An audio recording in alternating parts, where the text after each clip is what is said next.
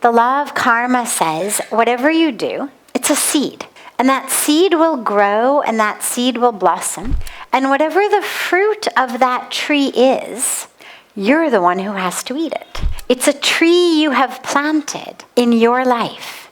And so whatever it bears fruit, that's what you have in your life.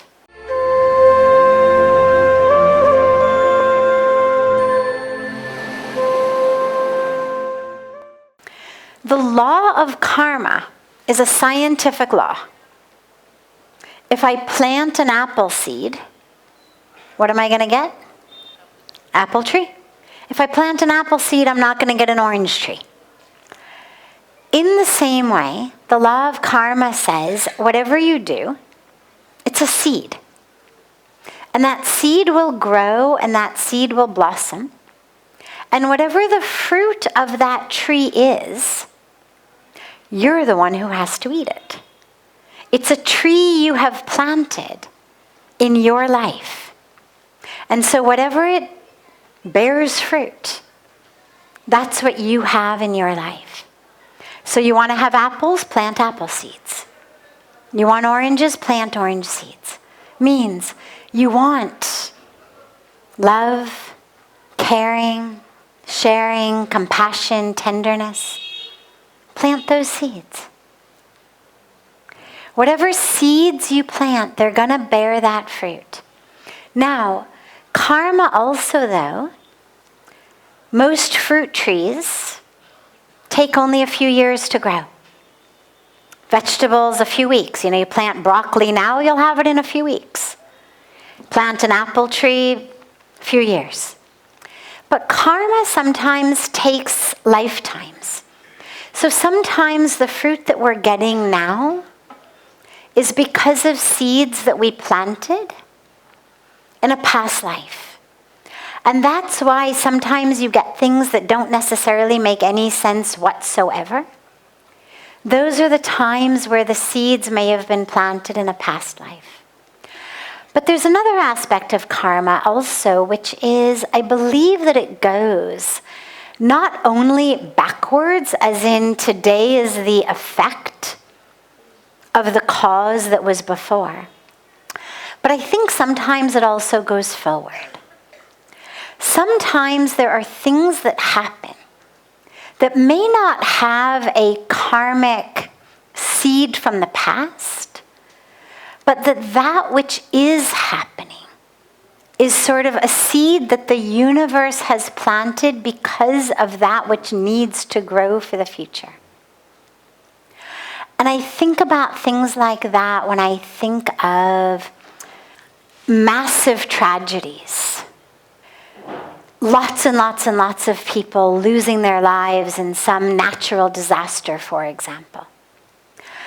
Rather than thinking of it in a way that all of them had done something similar that created a situation where together they were going to die in this way, I think about it sometimes as the universe teaching us. A lot of the disasters that are happening these days due to climate change, for example. The floods, the avalanches, the tsunamis, all of the earthquakes, all of the natural disasters that we're seeing. I don't necessarily believe that all of those who are losing their lives due to it are losing their life because of something collectively that they might have done, but rather that on some kind of soul cosmic level, their souls agreed to come together to teach the rest of us a lesson. And that only when you lose lots and lots of people at once does it become front page news and a big thing, and then people sit up and pay attention. So most of the time, almost all of the time you think about karma, it's something from the past. But just to give you the fullness of how I think about it, I think every once in a while, there's something that doesn't necessarily have an explanation in the past, but the explanation rather is in the future. And that today is the seed for that future. But yeah, so it's neither about good or bad, interestingly. It's not about rewards and punishments. It's simply about you getting those fruits of what you've planted. But the last and very interesting and important piece is that unlike other natural laws that are just laws of the universe, this one actually has your best interest at heart. Ultimately, the end goal of the law of karma is that you should recognize the truth of who you are. That's the goal. The goal of gravity, right? Gravitational pull just brings us together magnetically. That's the goal. But the goal of the law of karma is actually not about just some magnetic pull.